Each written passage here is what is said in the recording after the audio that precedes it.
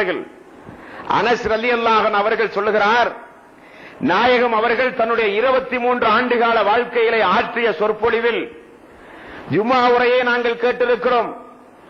எங்காவது நாங்கள் குழுமி இருந்தால் பெருமானார் உரை நிகழ்த்தி இருப்பாரே, அந்த உரையும் நாங்கள் கேட்டிருக்கிறோம். வியாபாரம் நிமித்தமாக செல்கிற பொழுது பெருமானார் ஆற்றிய உரையை கேட்டிருக்கிறோம். போருக்கு செல்கிற பொழுது எங்களை உறுதிப்படுத்துவதாக ஆற்றுகிற பொழுது ஆற்றிய உரையை நாங்கள் கேள்விப்பட்டிருக்கிறோம். ஆனால் அனஸ் ரலியல்லாஹு அன்ஹு அவர்கள் அழுது கொண்டே சொல்லுகிறார்கள், அரஃபா பெருவழியிலே பெருமானார் அவர்கள் ஆற்றிய உரை இருக்கிறது, நீண்ட நேரம் ஒதுக்கி நாயகம் ஸல்லல்லாஹு அலைஹி வஸல்லம் அவர்கள் அந்த உரையை நிகழ்த்தினார். பெருமானாருடைய 23 ஆண்டுகால வாழ்க்கையிலே அதிக நேரம் எடுத்து மக்களுக்கு செய்த உபதேசம் இந்த அரஃபா பெருவழி மட்டும்தான். பெருமானார் அவர்கள் அந்த உரையை நாங்கள் கேட்ட பொழுது, இது என்ன நாயகம் அவர்களுடைய கடைசி இறுதி உரையா? இனி இவருடைய உரைக்கு பிறகு எங்களுக்கெல்லாம் அவருடைய பேச்சை கேட்கிற வாய்ப்பு எங்களுக்கு கிட்டுமா கிட்டாதா? இது என்ன அவருடைய உலக சம்பந்தமான நம்மையெல்லாம் விட்டு பிரிந்து போகிற பிரிவு சம்பந்தமான உரையாக இறுதி பேருரையாக இருந்து விடுமோ என்று நாங்கள் எல்லாம் நினைக்கக்கூடிய அளவுக்கு நாயகம் ஸல்லல்லாஹு அலைஹி வஸல்லம் அவர்களும் அழுது, சஹாபாக்களும் அழுது, பெருமானார் அவர்கள் தங்களுடைய தாடி நினைகின்ற அளவுக்கு அழுது மக்களுக்கு ஆற்றிய உரை. மக்களே, அந்த உரையிலே நாயகம் ஸல்லல்லாஹு அலைஹி வஸல்லம் அவர்கள் சொன்னார்கள், மக்களே, அமர்ந்து கொண்டிருக்கிற மக்களே, நீங்கள் எல்லாம் ஒன்றை தெரிந்து கொள்ளுங்கள். அல்லாஹ் ரப்புல் ஆலமீன் மறுமை நாளிலே என்னை பற்றி உங்களிடத்திலே விசாரிக்க போகிறான். இந்த நபி உங்கள் மத்தியிலே அடிப்படையிலே தூது பணியை சொன்னாரா என்று விசாரிக்க போகிறான். நீங்கள் எல்லாம் என்னை பற்றி அந்த மறுமை நாளிலே என்ன பதிலை சொல்லுவீர்கள் மக்களே என்று பெருமானார் கேட்கிறார். உடனே அந்த மக்கள் எல்லாம் ஒட்டுமொத்தமாக சொன்னார்கள், யா ரசூலல்லாஹ், நீங்கள் இந்த மார்க்கத்தை எங்களுக்கு முழுமையாக சொன்னீர்கள், எந்த குறையும் வைக்கவில்லை. செருப்பணிந்து மலஜலம் கழிப்பது முதற்கொண்டு உறங்கச் செல்கிற பொழுது ஒரு மனிதன் சொல்ல வேண்டிய பிரார்த்தனை வரை, நெகம் வெட்டுவது முதற்கொண்டு ஒரு மனிதன் இல்லற வாழ்க்கையில ஈடுபட்டால் எப்படி குளித்து தன்னை தூய்மைப்படுத்திக் கொள்ள வேண்டும் என்கிற சட்டம் வரை, சிறியவை முதற்கொண்டு பெரியவை வரை எல்லா விஷயங்களையும் யா ரசூலல்லாஹ் நீங்கள் எங்களுக்கு சொல்லித் தந்து விட்டீர்களே என்று அந்த ஒட்டுமொத்த சஹாபாக்களும் சொல்ல, பெருமானார் அழுது கொண்டே அந்த மக்களை பார்த்து சொன்னார்கள், நீங்கள் இதற்கு என்னிடத்திலே அல்லாஹ்வுடைய சன்னிதானத்திலே நீங்கள் இதற்கு சாட்சி. யா அல்லாஹ், நீ பார்த்துக்கொள், இதற்கு இந்த மக்கள் சாட்சி. யா அல்லாஹ், நீ பார்த்துக்கொள், இதற்கு இந்த மக்கள் சாட்சி. யா அல்லாஹ், நீ பார்த்துக்கொள், இந்த மக்கள் சாட்சி என்று சொல்லி நாயகம் ஸல்லல்லாஹு அலைஹி வஸல்லம் அவர்கள் சொன்னார்கள், மக்களே, இப்பொழுது நான் சொல்லப்படுகிற இந்த உபதேசத்தை வந்திருக்கக்கூடிய நீங்கள் வராத மக்களுக்கு கண்டிப்புடன் நீங்கள் எடுத்துச் சொல்வது உங்களின் மீது கட்டாய கடமையாக இருக்கிறது. ஏனென்றால் நீங்கள் என்னிடமிருந்து இந்த செய்தியை கேட்கிறீர்கள். நீங்கள் யாரிடத்திலே அந்த செய்தியை சொல்லுகிறீர்களோ அவர்கள் புரிந்து கொள்கிற விஷயத்திலே உங்களை விடவும் அவர்கள் வித்தியாசப்படலாம், உங்களை விடவும் கூர்மையாக புரிந்து கொள்ளலாம், உங்களை விடவும் அதிவேகமாக அவர்கள் செயல்படலாம். ஆகவே வந்திருக்கிற கூடிய மக்கள் வராத இந்த மக்களுக்கு இந்த இடத்திலே இருந்து திரும்ப உங்களுடைய ஊர்களுக்கு நீங்கள் சென்ற பிறகு உங்களுடைய குடும்பத்திற்கு சொல்ல வேண்டும், உங்களுடைய கோத்திரத்திற்கு சொல்ல வேண்டும், உங்களுடைய ஊர்களிலே இருக்கிற மக்களுக்கு நான் இப்பொழுது சொல்லப்படுகிற இந்த சம்பவங்களை எல்லாம் நீங்கள் சொல்ல வேண்டும் என்று சொல்லி 23 ஆண்டுகால நபித்துவ வாழ்க்கையை நாயகம் ஸல்லல்லாஹு அலைஹி வஸல்லம் அவர்கள் அந்த மக்கள் மத்தியிலே எந்த அளவுக்கு சுருக்கி அந்த மக்களுக்கு இந்த உரை நிகழ்த்தி இருக்கிறார் பாருங்களேன். ஒரு 15 வரி 20 வரி புகாரி, முஸ்லிம், அபூதாவுத், நஸஈ போன்ற எல்லா ஹதீஸ் கிதாபுகளிலிருந்தும் நீங்கள் தொகுத்து பார்த்தால் ஒரு 20 வரியை உள்ளடக்கி பெருமானார் அவர்கள் நிதானமாக அந்த உரை ஆற்றி இருந்தால் ஒரு அரை மணி நேரம் 3/4 மணி நேரம் பெருமானார் அவர்கள் நேரம் எடுத்து ஆற்றிய உரை. 10 நிமிடம் 15 நிமிடம் தான் பெருமானார் பேசுவார். ஜும்மா உரை ஆனாலும் சரி, மக்கள் குழுமி இருக்கிற கூட்டத்தின் மத்தியிலே பெருமானார் உரை நிகழ்த்துவதாக இருந்தாலும் சரி, அதிகபட்சம் நாயகம் அவர்கள் ஒரு 10 நிமிடம் 15 நிமிடத்திற்குள் தன்னுடைய உரையை நிகழ்த்தி விடுவார். நம்மை போன்று பல மணி நேரம் பேசுகிற பண்பு பெருமானாருக்கு இல்லை. ஆனால் நாம் இந்த உலகை விட்டு பிரிய போகிறோமே, இனி மக்களுக்கு இவ்வளவு பெரிய கூட்டத்திற்கு மத்தியிலே ஒரு உரை நிகழ்த்துகிற ஒரு வாய்ப்பு, திரும்ப மதீனாவுக்கு சென்றால் நம்முடைய நிலைமை என்னாகும் என்று தெரியாதே. ஜிப்ரீல் வந்து திருமறை குர்ஆன் சரிபார்க்கப்பட்டு விட்டது, அல்லாஹ் இந்த மார்க்கத்தை முழுமைப்படுத்தியதாக ஆயத்தை இறக்கி விட்டானே, மக்கா வெற்றியும் நமக்கு கிடைத்து விட்டது. மக்கா வெற்றிக்கு பிறகு எல்லோரும் கூட்டம் கூட்டமாக இந்த மார்க்கத்தை வேறு ஏற்றுக்கொண்டார்களே, என்று நாயகம் ஸல்லல்லாஹு அலைஹி வஸல்லம் அவர்கள் புரிந்து கொண்டு மக்களுக்கு சொல்கிற உபதேசங்களை பாருங்கள். இந்த உலகத்திலே எத்தனையோ தலைவர்கள் அவர்கள் ஆற்றுகிற உரை, முக்கியத்துவம் வாய்ந்த உரைகளை புத்தக வடிவிலே மக்களுக்கு எழுதி கொடுப்பார்கள். புரட்சி வரிகள் என்றெல்லாம் பெயர்களை வைத்து புத்தகம் பரபரப்பாக விற்பனையாவதை நாமெல்லாம் கேள்விப்பட்டிருக்கிறோம். ஒரு தலைவர் ஆற்றுகிற உரையில் முக்கியத்துவம் வாய்ந்த குறிப்புகள் ஏதாவது இருந்தால் அதை பத்திரமாக பதிய வைத்து மக்கள் மத்தியில் அடிக்கடி போட்டு காண்பித்துக் கொடுப்பார்கள். அதைவிட நாயகம் ஸல்லல்லாஹு அலைஹி வஸல்லம் அவர்கள் ஆற்றிய இந்த உரை ஒவ்வொரு மக்கள் வாழ்விலும் நடைமுறைப்படுத்த வேண்டிய அளவுக்கு பெருமானார் ஸல்லல்லாஹு அலைஹி வஸல்லம் அவர்கள் ஆற்றிய உரையினுடைய பகுதியை பாருங்கள். மக்களே, மக்காவிலே இருந்த முஹாஜிர்கள், மதீனாவிலே இருக்கிற அன்சாரி தோழர்கள், இன்னும் இந்த மார்க்கத்தை இந்த பூமியிலே எங்கெல்லாம் மக்கள் ஏற்றுக்கொள்கிறார்களோ அவர்களை நீங்கள் பார்க்காவிட்டாலும் சரி, அவர்கள் உங்களுக்கு உறவினர்களாக இல்லாவிட்டாலும் சரி, அவர்கள் உங்களுக்கு ரத்த சம்பந்தப்பட்ட உறவு இல்லாவிட்டாலும் சரி, அவன் தன்னை முஸ்லீம் என்று இந்த பூமியிலே ஏதாவது ஒரு கடை கோடியிலே நின்று கொண்ட ஒரு மனிதன் தான் ஒரு முஸ்லீம் என்று சொன்னால் அவனை நீங்கள் முன்பின் அறிமுகம் இல்லாவிட்டாலும், அவன் உங்களுக்கு நெருங்கிய ரத்த பந்த உறவாக இல்லாவிட்டாலும் அவன் யார் தெரியுமா? இந்த மார்க்கத்தை ஏற்றுக்கொண்ட நாள் முதல் அவன் உங்களுக்கு சகோதரன். அந்த முஸ்லீம் இன்னொரு முஸ்லீமுக்கு சகோதரன். அந்த சகோதர தன்மையை உங்களுடைய வாழ்விலே நீங்கள் பேண வேண்டும். அமைப்பு ரீதியாக நான் இந்த அமைப்பை சேர்ந்தவன், அவன் அந்த அமைப்பை சேர்ந்தவன் என்பதற்காக வேண்டி ஒரு முஸ்லீம் இன்னொரு முஸ்லீம் மத்தியிலே அமைப்பை பயன்படுத்தி குரோதத்தன்மையை நீங்கள் வரவழைத்துக் கொள்ளாதீர்கள். பொருளாதாரத்தை வைத்து முஸ்லீம்கள் மத்தியிலே குரோதத்தை ஏற்படுத்திக் கொள்ளாதீர்கள். முஸ்லீம் என்று சொன்னால் அவன் இந்த இறைவேதத்தை ஏற்றுக்கொண்டானா? அவன் என்னுடைய தூதர், என்னை அவன் தூதராக ஒப்புக்கொண்டானா? அவன் முஸ்லீம் ஆகிவிட்டான். அப்படி அவன் முஸ்லீம் ஆகிவிட்டால் அவன் உன்னுடைய சகோதரன். உன்னுடைய உடம்பிலே இருக்கிற ஒவ்வொரு உறுப்புகளை போலவும் அந்த முஸ்லீம் என்ற சகோதரனை நீ பாவிக்க வேண்டும். உன்னுடைய உடம்பிலே ஏதாவது கை நுனியிலே ஏதாவது ஒரு காயம் ஏற்பட்டால் அந்த காயத்திற்காக வேண்டி வருந்தி கண்களிலே கண்ணீர் வருகிறது, கால்கள் மருத்துவம் தேடி ஓடுகிறது. அந்த விரல் நுனியிலே பட்ட காயத்திற்கு மருந்து போடுவதற்கு நாவு பேசுகிறது. உடம்பிலே இருக்கிற உச்சியிலே இருந்து உள்ளங்கால் வரை இருக்கிற ஒவ்வொரு நரம்புகளும் அந்த விரல் நுனியிலே பட்ட அந்த காயத்திற்காக வேண்டி துடிதுடிக்கிறதே. இதை ஒப்பாக நாயகம் ஸல்லல்லாஹு அலைஹி வஸல்லம் அவர்கள் சொன்னார்கள், ஒரு முஸ்லீம் இன்னொரு முஸ்லீமுக்கு உடலிலே இருக்கிற ஒரு உறுப்பை போல என்று நாயகம் ஸல்லல்லாஹு அலைஹி வஸல்லம் அவர்கள் சொன்னார்கள். மக்களே, முஸ்லீம் என்றால் யார் தெரியுமா? முஸ்லீம் என்றால் யார்? யார் இஸ்லாமிய அடிப்படையிலே பெயர் வைத்திருக்கிறார்களோ அவர்கள் முஸ்லீம் அல்ல. யார் முஸ்லீம்களுடைய தாய் தந்தையர்களை வயிற்றிலே பிறந்திருக்கிறார்களோ அவர்கள் முஸ்லீம் அல்ல. முஸ்லீம் என்றால் யார் தெரியுமா? யாருடைய நாவிலே இருந்தும் யாருடைய கையிலே இருந்தும் ஒரு முஸ்லீம் இன்னொரு முஸ்லீமுக்கு பாதுகாப்பு கொடுக்கிறானோ அவன்தான் முஸ்லீம். ஒரு மனிதனுடைய நாவாலோ கரத்தாலோ இன்னொரு மனிதனுக்கு தீங்கு விளைவிக்கின்ற வகையிலே இவன் நடந்தால் நீ முஸ்லீம் அல்ல. உன்னுடைய வீட்டுக்கு அருகிலே அந்த மக்கள் தைரியமாக வந்து குடியிருக்க வேண்டும். இவன் நமக்கு பாதுகாப்பாக இருப்பான். இவன் நம்மை மானபங்கப்படுத்த மாட்டான். இவன் நம்மை கேவலமாக பேச மாட்டான். ஆகவே இவன் நமக்கு பாதுகாப்பாக இருப்பான் என்று சொல்லி ஒரு முஸ்லீம் உன்னை நம்பி உன்னுடைய நாவிலே இருந்து பாதுகாப்பு பெறுகிறானே, உன்னுடைய கையிலே இருந்து பாதுகாப்பு பெறுகிறானே, அவன்தான் முஸ்லீம். உங்களுடைய பேச்சு அந்த முஸ்லீமுடைய மானத்தோடு விளையாடுவதாக இருந்து விடக்கூடாது. உங்களுடைய செயல்பாடு அவனுடைய தன்மானத்திற்கு எதிராக இருந்து விடக்கூடாது. உன்னுடைய ஒவ்வொரு நடவடிக்கையும் அவனுடைய கௌரவத்தை பாதிக்குமாறு இருந்து விடக்கூடாது.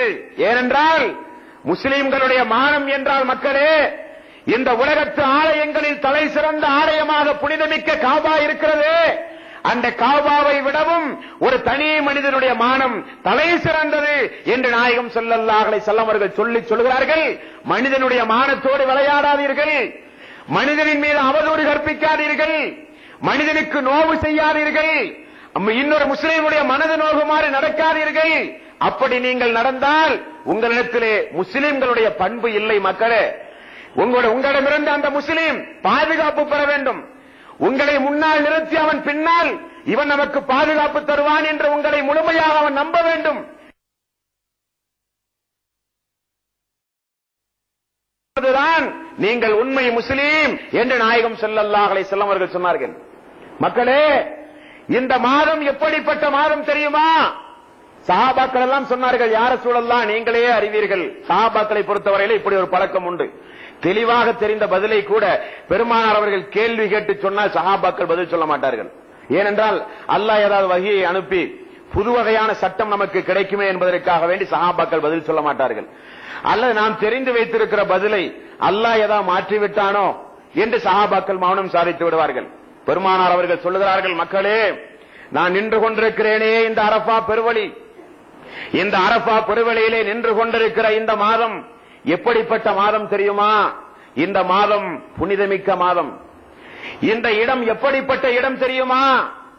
உலகத்திலே அல்லாஹுவால் பிரார்த்தனை அதிகம் அதிகம் ஏற்றுக்கொள்ளப்படுகிற அரஃபா பெருவழி. இந்த அரஃபா பெருவழியிலே தங்காதவனுக்கு ஹஜ்ஜே இல்லை என்று நாயகம் ஸல்லல்லாஹு அலைஹி வஸல்லம் அவர்கள் சொன்ன சிலாயித்து சொன்ன பெருவழி.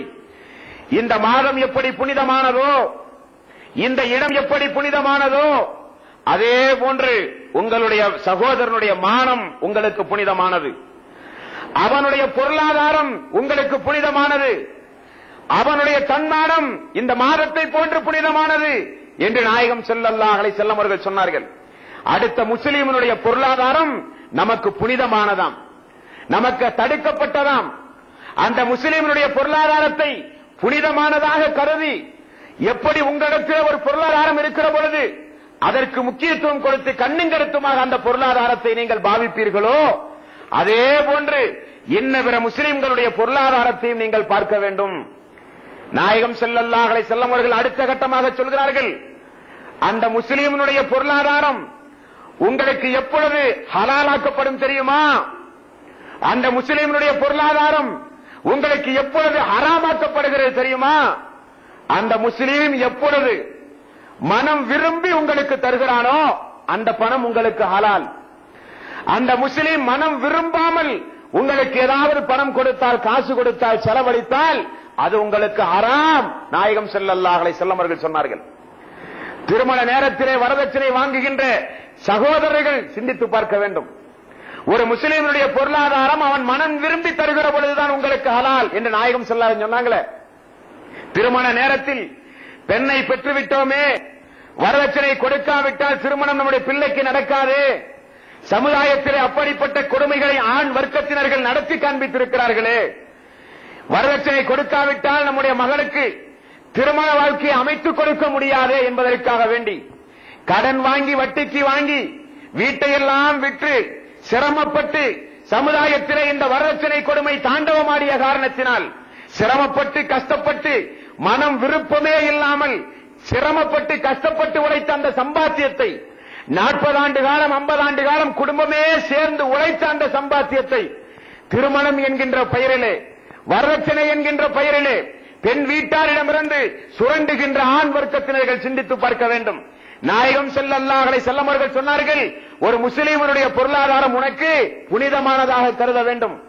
அவன் மனம் விரும்பாமல் உனக்கு தருகிற பொருளாதாரம் உனக்கு ஹராம் என்று நாயகம் ஸல்லல்லாஹு அலைஹி வஸல்லம் அவர்கள் சொன்னார்கள் என்றால், அல்லாஹ்வுடைய தூதருடைய தனக்கு மரணம் வரப்போகிறது என்பதை புரிந்தவுடனே மக்களுக்கு எந்த அளவுக்கு அத்தியாவசியமான விஷயங்களை நாயகம் ஸல்லல்லாஹு அலைஹி வஸல்லம் அவர்கள் சொல்லிக் கொடுக்கிறார்கள் பார்த்தீர்களா? மக்களே, மூமின் என்றால் யார்? முஸ்லிம் என்றால் பிற மக்களுடைய கரங்களை உன்னுடைய கரத்தினாலும் நாவாலும் பிற முஸ்லிம் பாதுகாப்பு பெற வேண்டும், அப்பொழுதுதானே முஸ்லிம். மூமின் என்றால் யார்? யார் மூமின்? அல்லாஹ்வுடைய தூதரே நன்கு அறிந்தவர்கள் சஹாபாக்கள் சொன்னார்கள், மூமின் என்றால் உங்களை பொருளாதார ரீதியாக 4 பேர் இந்த உலகத்திலே இவன் நாணயமானவன் என்று என்றைக்கு உன் மீது நம்பிக்கை வைக்கிறார்களோ அப்பொழுதுதான் நீ மூமின். எந்த அளவுக்கு அற்புதமான வாசகம் பாருங்கள். மக்கள் எல்லாம் பொருளாதார ரீதியாக, நாணயத்தின் ரீதியாக பொருளாதாரத்தை இந்த மனிதனத்திலே கேரண்டியாக ஒப்படைக்கலாம். இவன் அமானிதத்தை பாதுகாப்பான், கொடுத்த பொருளை திரும்ப தருவான், இவன் கொடுத்த வாக்கை நிறைவேற்றுவான் என்று சொல்லி உன் மீது நாணயம் என்றைக்கு வருகிறதோ, என்றைக்கு நீ மக்கள் மத்தியிலே இவன் பொருளாதார ரீதியாக மிகவும் நல்லவன் என்று சொல்கிறார்களோ அன்றைக்கு தான் நீ மூமீன், அன்றைக்கு தான் மூமீனுடைய பண்பு நிலத்திலே வந்திருக்கிறது என்று நாயகம் ஸல்லல்லாஹு அலைஹி வஸல்லம் அவர்கள் சொன்னார்கள். முஹாஜிர் யார் தெரியுமா? முஹாஜிர் என்றால் ஹிஜ்ரத் செய்தவர்கள், அல்லாஹ்வுடைய மார்க்கத்திற்காக வேண்டி ஹிஜ்ரத் செய்தவர்கள், மறை மக்களை காப்பாற்றுவதற்காக வேண்டி நாடு துறந்து செல்கிறார்களே அந்த ஹிஜ்ரத் செய்தவர்கள். அல்லாஹ்வுடைய மார்க்கத்தின் அடிப்படையில் இந்த பூமியில் இந்த நாட்டில் நடக்க முடியாது என்பதற்காக வேண்டி அந்த மார்க்கத்தை நிலைநாட்ட ஊர் விட்டு ஊர் செல்கிறார்களே அவர்கள் முஹாஜிர்கள், நாடு விட்டு நாடு செல்கிறார்களே அவர்கள் முஹாஜிர்கள். அதை நாயகம் ஸல்லல்லாஹு அலைஹி வஸல்லம் அவர்கள் சொன்னார்கள். முஹாஜிர்களிலே தலை சிறந்த முஹாஜிர் யார் தெரியுமா? அல்லாஹ்வும் அல்லாஹ்வுடைய தூதரும் அறிவார்கள். நாயகம் ஸல்லல்லாஹு அலைஹி வஸல்லம் அவர்கள் சொன்னார்கள், ஹிஜ்ரத்திலே தலை சிறந்த ஹிஜ்ரத், முஹாஜிர்களிலே தலை சிறந்த முஹாஜிர் யார் என்றால் யார் தன்னுடைய பாவத்தை விட்டு ஹிஜ்ரத் செய்கிறானோ, யார் தன்னுடைய பாவத்தை விட்டு ஹிஜ்ரத் செய்கிறானோ, யார் ஹராமான காரியத்தை விட்டு ஹிஜ்ரத் செய்கிறானோ அவன்தான் முஹாஜிர்களிலே ஹிஜ்ரத் செய்தவனிலே தலை சிறந்தவன் என்று நாயகம் ஸல்லல்லாஹு அலைஹி வஸல்லம் சொல்றாங்க. பாவத்தை விட்டும் ஒதுங்கி வருகிறானே, பாவத்தை விட்டும் தூரமாக செல்கிறானே, பாவத்தை விட்டும் கடந்து செல்கிறானே அவன்தான் முஹாஜிர்களிலே தலை சிறந்த முஹாஜிர். ஜிஹாத் செய்தவன் யார் தெரியுமா? ஜிஹாதிலே தலை சிறந்த ஜிஹாத் எது என்று உங்களுக்கு தெரியுமா? நாயகம் ஸல்லல்லாஹு அலைஹி வஸல்லம் அவர்கள் சொன்னார்கள். அல்லாஹ்வும் அல்லாஹ்வுடைய தூதருமே அறிவார்கள். பெருமானார் அவர்கள் சொன்னார்கள், ஜிஹாத்திலே தலை சிறந்த ஜிஹாத் அல்லாஹ்வுடைய மார்க்கத்தை நீங்கள் நடைமுறைப்படுத்துகிற பொழுது அதை நடைமுறைப்படுத்துகின்ற அந்த விஷயத்தில் மனோ இச்சையோடு நீங்கள் போட்டி போடுகிறீர்களே, அந்த மனோ இச்சையை அந்த நேரத்தில் யார் தன்னுடைய கட்டுப்பாட்டுக்குள் கொண்டு வந்து விடுகிறானோ அவன்தான் சிறந்த ஜிஹாத்தை செய்தவன் ஆவான். அல்லாஹ்வுடைய மார்க்கத்திலே இது தடுக்கப்பட்டது என்று தெளிவாக தெரிகிறது. பழக்க வழக்கத்திலே அந்த தடுக்கப்பட்ட காரியத்திற்கு அவன் அடிமையாக இருக்கிறான். மதுபானமோ வட்டியோ சூதாட்டமோ அல்லது விபச்சாரமோ எதை வேண்டுமானாலும் நீங்கள் எடுத்துக் கொள்ளலாம். அது அல்லாஹ்வுடைய மார்க்கம் தடுக்கப்பட்ட காரியம். அந்த மார்க்கத்தை நீ செய்யக்கூடாது என்று அல்லாஹ் சொல்கிறான். ஆனால் மனோ இச்சை நாம் அதை செய்து கொண்டிருக்கிறோம். அப்படியானால் அல்லாஹ்வுடைய மார்க்க விஷயத்தை நீங்கள் நடைமுறைப்படுத்துகிற பொழுது உங்களுடைய மனோ இச்சையை நீங்கள் எதிர்கொண்டு அல்லாஹ்வுடைய மார்க்கத்தை நீங்கள் நடைமுறைப்படுத்துகிறீர்களே, உங்களுடைய மனோ இச்சையை நீங்கள் உங்களுடைய கட்டுப்பாட்டுக்குள் கொண்டு வந்து விடுகிறீர்களே, அதுதான் ஜிஹாத்திலே சிறந்த ஜிஹாத் என்று நாயகம் ஸல்லல்லாஹு அலைஹி வஸல்லம் அவர்கள் சொன்னார்கள். மக்களே, நீங்கள் நன்றாக ஒன்றை இன்றைய தினத்திலே இருந்து தெரிந்து கொள்ள வேண்டும். என்னுடைய ஆட்சியின் கீழ் இன்றைக்கு என்னுடைய தூது பணியின் கீழ் இந்த உலகத்திலே இருக்கிற எல்லா அறியாமை காலத்து செயல்பாடுகளும் அனாச்சாரங்களும் பித்அத்துகளும் மூட பழக்க வழக்கங்களும் இன்றிலிருந்து என்னுடைய காலுக்கடியிலே போட்டு மிதித்து நான் அதை நாசமாக்குகிறேன் என்று நாயகம் ஸல்லல்லாஹு அலைஹி வஸல்லம் அவர்கள் சொன்னார்கள். மக்களே, அனாச்சாரம் இன்றோடு என்னுடைய காலுக்கடியிலே வந்து விழுந்து விட்டது. பித்அத்துகள் இன்றோடு என்னுடைய காலுக்கடியிலே வந்து விழுந்து விட்டது. மூட பழக்க வழக்கங்கள் இன்றோடு அழித்தொழிக்கப்பட்டு விட்டது என்று நாயகம் ஸல்லல்லாஹு அலைஹி வஸல்லம் அவர்கள் சொன்னார்கள். அப்படியானால் ஒரு முஸ்லிமனுடைய வாழ்வில் அனாச்சாரங்கள் இருந்துவிடக் கூடாது, ஒரு முஸ்லிமனுடைய வாழ்வில் அநியாயம் இருந்துவிடக் கூடாது, ஒரு முஸ்லிமனுடைய வாழ்வில் மூட பழக்க வழக்கத்திற்கு அப்பாற்பட்டவனாக அவன் இருந்தாக வேண்டும். ஒரு முஸ்லிமனுடைய வாழ்வில் பிற மதத்தவர்களுடைய எந்த ஒரு அனாச்சாரமான காரியமும் ஒரு முஸ்லீம் தன்னுடைய வாழ்விலே செய்யக்கூடாது. இன்றோடு எல்லா அறியாமை காலத்து செயல்பாடுகளையும் என்னுடைய காலிக்கடியிலே போட்டு நான் மிதித்து விட்டேன் என்று நாயகம் ஸல்லல்லாஹு அலைஹி வஸல்லம் அவர்கள் சொன்னார்கள். மக்களே, உங்களுக்கு தந்தை இல்லாத ஒரு மனிதனை நீங்கள் இவர்தான் என்னுடைய தந்தை என்று நீங்கள் சொல்லுவீர்களே, ஆனால் பெருமானார் அவர்கள் எப்படிப்பட்ட விஷயத்தை எல்லாம் தான் இந்த உலகை விட்டு பிரிய போகிறோமே, பிரிய போகிற பொழுது மரண சாசனமாக இதுதான் மக்களுக்கு அத்தியாவசியமாக தேவை என்பதை உணர்ந்து அல்லாஹ்வால் அறிவிக்கப்பட்ட பிறகு பெருமானார் தேர்ந்தெடுத்து சொன்ன ஒவ்வொரு விஷயத்தையும் பாருங்களேன். மக்களே, உங்களுடைய தந்தை அல்லாத ஒரு மனிதனை பார்த்து இவன்தான் என்னுடைய தந்தை என்று யார் கூறுகிறானோ அவன் தெரிந்து கொள்ளட்டும், அவன் தெரிந்து கொள்ளட்டும், அவன் தெரிந்து கொள்ளட்டும். கியாம நாள் வரை அல்லாஹ்வுடைய சாபத்திற்கு அவன் ஆளாகிவிட்டான். அல்லாஹு அக்பர். கியாம நாள் வரை அவன் மீது அல்லாஹ்வுடைய சாபம் இறங்கிக் கொண்டே இருக்கும் என்று நாயகம் ஸல்லல்லாஹு அலைஹி வஸல்லம் அவர்கள் சொன்னார்கள். இஸ்லாமிய சமுதாய மக்கள், இஸ்லாமிய சமுதாய இளைஞர்கள் அல்லாஹ்வுடைய தூதர் இந்த உலகத்தை விட்டு பிரிகிற பொழுது நாமெல்லாம் எந்த அளவுக்கு இந்த உலகத்திலே நல்லொழுக்க சீலர்களாக, நல்ல பண்புள்ளவர்களாக, எதை பின்பற்றி நடந்தால் நம்முடைய வாழ்க்கை ஒழுக்கச் சீலராக வாழ்க்கை மாறுமோ, எதை பின்பற்றி நடந்தால் இந்த உலகத்திலே மேன்மைக்குரிய வாழ்க்கையுடைய மனிதனாக நாம் மாறுவோமோ அதை நாயகம் ஸல்லல்லாஹு அலைஹி வஸல்லம் அவர்கள் சொல்லித் தருகிறார்கள். சினிமா மோகமுடையவர்கள் சினிமா நடிகருடைய பெயரை தன்னுடைய பெயருக்கு முன்னால் போட்டு போஸ்டர் அடிப்பதை பார்த்திருக்கிறோமா இல்லையா? கல்யாண பத்திரிகை அடிப்பதை பார்த்திருக்கிறோமா இல்லையா? கல்யாண அழைப்புதல் அடிக்கிற பொழுது அடிக்கிறார்களா இல்லையா?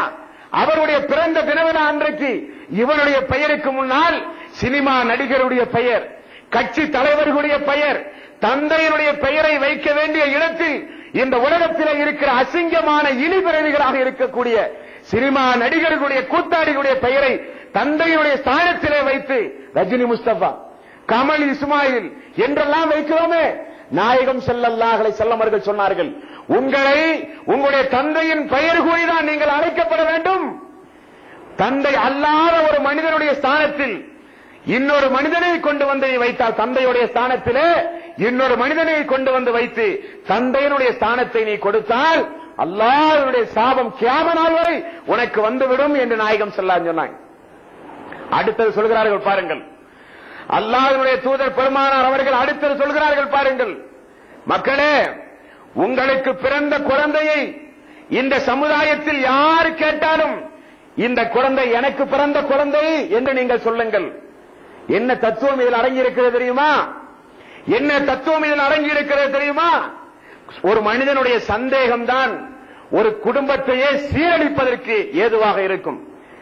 எவ்வளவோ குடும்பங்கள்ல பார்க்கிறோம், கணவன் மனைவிக்கு சண்டை வந்ததுன்னு சொன்னா மனைவியை வேண்டான்ங்கிற முடிவை எடுத்துட்டான்னு சொன்னா இந்த குழந்தை எனக்கு பிறக்காத குழந்தைன்றான். பார்க்கிறோமா இல்லையா? இந்த குழந்தை யாருக்கு பிறந்த குழந்தை? இந்த குழந்தை எனக்கு பிறக்காத குழந்தை சொல்லி நாவு கூசாம 4 பேர் மத்தியில வந்து சொல்லுவான், ஜமாத்துல வந்து சொல்லுவான், அதிகார வர்க்கத்தினிடத்தில் போய் சொல்லுவான். எதற்காக வேண்டி? அந்த மனைவியை தன்னிடமிருந்து விவாகரத்து பெற வேண்டும் என்பதற்காக வேண்டி. தனக்கு பிறந்த குழந்தையை தனக்கு பிறக்காத குழந்தை என்று சொல்கிறானே, அடுத்தவனுக்கு பிறந்த குழந்தை என்று சொல்கிறானே, இதை கூட நாயகம் ஸல்லல்லாஹு அலைஹி வஸல்லம் அவர்கள் எது மனிதர்களுடைய குடும்ப வாழ்க்கையை அஸ்துவாக்கி நாசமாக்கி விடுமோ, எது மனிதனுடைய குடும்ப வாழ்க்கையை கெட்டி நாசமாக்கி விடுமோ அதை நுணுக்கமாக நாயகம் ஸல்லல்லாஹு அலைஹி வஸல்லம் அவர்கள் பார்த்து சொன்னார்கள், உங்களுக்கு பிறந்த குழந்தையை யார் வந்து கேட்டாலும் இவன் என்னுடைய மகன், இவன் என்னுடைய பிள்ளை என்று நீங்கள் அல்லாஹ்வை முன்னிறுத்தி நீங்கள் சொல்ல வேண்டும். நாயகம் ஸல்லல்லாஹு அலைஹி வஸல்லம் அவர்கள் சொன்னார்கள், மக்களே என்னுடைய ஆட்சியின் கீழ், அல்லாஹ்வினுடைய ஆட்சியின் கீழ் இன்றைக்கு நீங்கள் தெரிந்து கொள்ளுங்கள், அல்லாஹ்வினுடைய ஆட்சியின் கீழ் யார் ஒருவர் தவறு செய்கிறாரோ, ஹராமான காரியத்தில் ஈடுபடுகிறார்களோ அவருக்கு பகரமாக அவருடைய தந்தை தண்டனை அனுபவிக்க கூடாது, அவருடைய தாய் தண்டனை அனுபவிக்க கூடாது. எவன் தவறு செய்தானோ அவன் மட்டும்தான் தண்டனை அனுபவிக்க வேண்டும். அவனுடைய தவறுக்கு தாய் பொறுப்பாளியாக மாட்டான், அவனுடைய தவறுக்கு தந்தை பொறுப்பாளியாக மாட்டான், அவனுடைய தவறுக்கு அவனுடைய சகோதரன் பொறுப்பாளியாக மாட்டான். எவன் தவறு செய்தானோ அவன்தான் என்னுடைய ஆட்சியின் கீழ் தண்டிக்கப்படுவான் என்று நாயகம் ஸல்லல்லாஹு அலைஹி வஸல்லம் அவர்கள் சொன்னார்களே. உலக மக்களுக்கு, உலக மனித சமுதாயத்திற்கு சட்டங்களை வழங்கிய மாமன்னர் என்று ஏன் நாயகம் ஸல்லல்லாஹு அலைஹி வஸல்லம் அவர்களை சொன்னார்கள் தெரியுமா? இப்படிப்பட்ட கொள்கை புரட்சி பிரகடனத்தினால் தான் நாயகம் ஸல்லல்லாஹு அலைஹி வஸல்லம் அவர்களை சொன்னார்கள். உலகத்தில் இன்றைக்கு நீதி அப்படி அல்ல. உலகத்தில் ஒரு மனிதன் தவறு செய்தால் அவன் கிடைக்கின்ற வரை தந்தை தண்டனை அனுபவிப்பார், தாய் தண்டனை அனுபவிப்பார், குடும்பமே அவனுக்காக வேண்டி தண்டனை அனுபவிக்கிறார்களே, செய்யாத குற்றத்திற்காக வேண்டி அவனுக்கும் தண்டிக்கப்படுவான் என்று நாயகம் ஸல்லல்லாஹு அலைஹி வஸல்லம் அவர்கள் சொன்னார்களே. உலக மக்களுக்கு, உலக மனித சமுதாயத்திற்கு சட்டங்களை வழங்கிய மாமன்னர் என்று ஏன் நாயகம் ஸல்லல்லாஹு அலைஹி வஸல்லம் அவர்களை சொன்னார்கள் தெரியுமா? இப்படிப்பட்ட கொள்கை புரட்சி பிரகடனத்தினால் தான் நாயகம் ஸல்லல்லாஹு அலைஹி வஸல்லம் அவர்களை சொன்னார்கள். உலகத்தில் இன்றைக்கு நீதி அப்படி அல்ல. உலகத்தில் ஒரு மனிதன் தவறு செய்தால் அவன் கிடைக்கின்ற வரை தந்தை தண்டனை அனுபவிப்பார், தாய் தண்டனை அனுபவிப்பாள், குடும்பமே அவனுக்காக வேண்டி தண்டனை அனுபவிக்கிறார்களே, செய்யாத குற்றத்திற்காக வேண்டி அவனுக்கும் அந்த குற்றத்திற்கும் சம்பந்தமே இருக்காது. அவன் செய்த குற்றத்திற்காக வேண்டி குடும்பமே இன்றைக்கு தண்டனை அனுபவிக்கிறது. இதை நாயகம் ஸல்லல்லாஹு அலைஹி வஸல்லம் அவர்கள் சொன்னார்கள். அது என்னுடைய ஆட்சியின் கீழ் இருக்காது, அது அல்லாஹ்வுடைய ஆட்சியின் கீழ் இருக்காது. எவன் தவறு செய்தானோ அவன்தான் அந்த தவறுக்குரிய காரணகர்த்தாவாக மாற முடியும். அவனுடைய தாயோ தந்தையோ பெற்றுவிட்டார்கள் என்பதற்காக வேண்டி, அவனுடைய சகோதரன் அவரோடு பிறந்து விட்டான் என்பதற்காக வேண்டி அவர்கள் அந்த தண்டனையை அனுபவிக்க முடியாது என்று நாயகம் ஸல்லல்லாஹு அலைஹி வஸல்லம் அவர்கள் சொன்னார்கள்.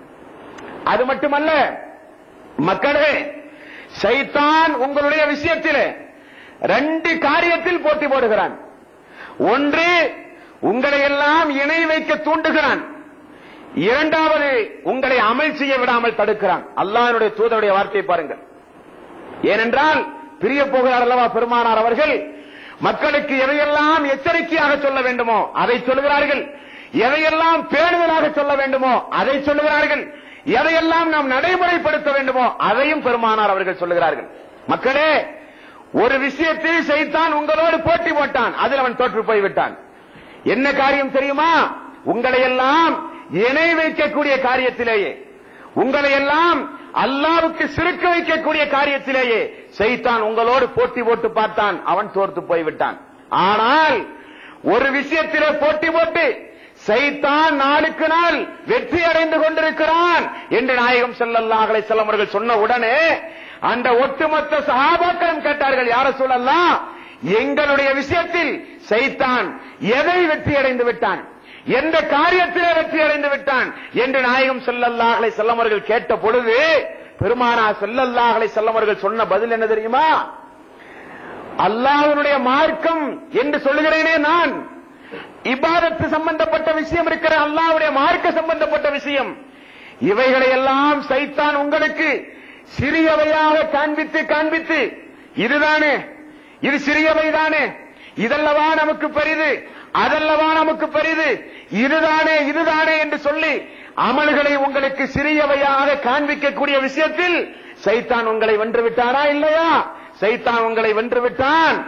அப்ப அமல்களை சிறியவை பெரியவை என்று பேசுவது ஷைத்தானுடைய சிந்தனை என்று நாயகம் ஸல்லல்லாஹு அலைஹி வஸல்லம் அவர்கள் எச்சரிக்கிறார்கள். விரலை ஆட்டுவது சிறிய விஷயம் தானே, நெஞ்சிலே தக்பீர் கட்டுவது சிறிய விஷயம் தானே, இதையெல்லாம் மக்கள் மத்தியிலே சொல்லலாமா? மக்கள் மத்தியிலே இதையெல்லாம் சொல்லி குழப்பத்தை ஏற்படுத்தலாமா? சிறு சிறு மசாயில்களை மக்கள் மத்தியிலே சொல்லலாமா? அதல்லவா முக்கியம், அதல்லவா நம்முடைய இலக்கு என்று சொல்லி அல்லாஹ்வினுடைய தூதர் சொன்ன ஒரு இபாதத்தை சிறியவையாக பார்க்கிறோமே, இது நாயகம் ஸல்லல்லாஹு அலைஹி வஸல்லம் அவர்கள் மரண சாசனத்தினுடைய பேச்சில பெருமானார் அவர்கள் மக்களுக்கு இனம் காண்பித்தார்கள். இது ஷைத்தானுடைய பேச்சு, இது ஷைத்தானுடைய சிந்தனை. நான் அல்லாஹ்வினுடைய தூதர், ஒரே ஒரு காரியத்தை என்னுடைய நாவசைத்து உங்களுக்கு பேசி இதை நீங்கள் செய்யுங்கள் என்று நான் சொன்னால் அது அல்லாஹ்வினுடைய வார்த்தை. அல்லாஹ்வுடைய தூதரை பொறுத்த வரையிலே அல்லாஹ் திருமறை குர்ஆனிலே சொல்லுகிறான், என்னுடைய தூதர் நாவசைத்து பேசினால் அந்த பேச்சுக்கு சொந்தக்காரன் நானாக இருக்கிறேன் என்று அல்லாஹ் திருமறை குர்ஆனிலே சொல்லுகிறான். என்னுடைய தூதர் என்னுடைய அனுமதி இல்லாமல் எதையும் மார்க்கம் என்று உங்களுக்கு சொல்லிவிட முடியாது என்று அல்லாஹ் திருமறை குர்ஆனிலே சொன்னானே, சிறியவையா பெரியவையா என்று பார்க்கிற நேரத்தில் சொன்னது யார்?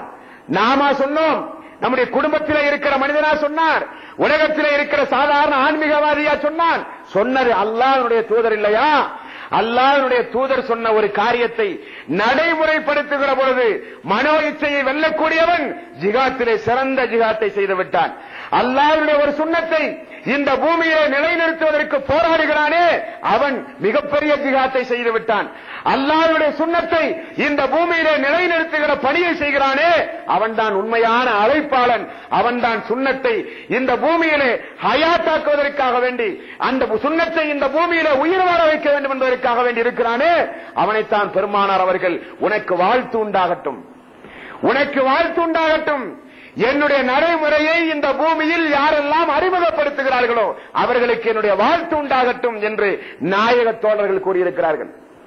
அப்படியானால் பெருமானார் அவர்கள் தன்னுடைய இறுதி பேருரையிலே எதையெல்லாம் மக்களுக்கு இனம் காண்பித்திருக்கிறார்கள் பார்த்தீர்களா? அப்படியே சொல்லி சொல்லி சொல்லி சொல்லி ஒவ்வொரு பிரச்சனைகளையும் பெருமானார் அவர்கள் கையிலே எடுத்து மக்களுக்கு சொல்லி சொல்லி சொல்லி கடைசியில பெருமானார்கள் சொல்லிக்கொண்டே வருகிறார்கள். பாருங்கள் மக்களே, நீங்கள் பேண வேண்டிய காரியத்தை சொன்னேனே, அதிலே பாருங்களேன், யார் உங்களிடத்திலே அமானிதத்தை ஒப்படைத்தார்களோ, யாரிடத்திலே இருந்து நீங்கள் கடன் வாங்கினீர்களோ, அதை நீங்கள் திரும்ப கொடுப்பது உங்களின் மீது கட்டாய கடமை. வாங்கிய கடனை திரும்ப கொடுப்பது மூமியினுடைய பண்பு, முஸ்லிமனுடைய பண்பு. அமானிதத்தை ஒப்படைத்தால் அந்த அமானிதத்தை திரும்ப நீங்கள் ஒப்படைப்பது மூமியினுடைய பண்பு, முஸ்லிமனுடைய பண்பு. நாயகம் ஸல்லல்லாஹு அலைஹி வஸல்லம் அவர்கள் அல்லாஹ்விடத்தில் என்ன பிரார்த்தனை செய்தார்கள்? அல்லாஹும்ம இன்னி மினல் மஅஸமி வல் மஅரமி, யா அல்லாஹ், கடன் தொல்லையை விட்டு முன்னிடத்திலே பாதுகாப்பு தேடுகிறேன், பாதுகாப்பு தேடுகிறேன் என்று பெருமானார் அவர்கள் சொன்னார்களே, அந்த கடன் விட்டையும் நாமும் பாதுகாப்பு தேடணும். நம்முடைய வாழ்வில் நிறைய சகோதரர்கள் இருக்கிறார்கள், ஏதோ தங்களுடைய சூழ்நிலை அந்த மாதிரி ஆகிவிட்டது என்பதற்காக வேண்டி எங்கு பார்த்தாலும் கடன், எங்கு திரும்பினாலும் கடன். அவருடைய பெயரை சொன்னாலே பணம் கொடுக்கிற யாருக்கும் மனம் வராத அளவுக்கு எங்கு பார்த்தாலும் கடன். கடன் வாங்கினால் திரும்ப கொடுக்க வேண்டும் என்கிற சிந்தனை இல்லை.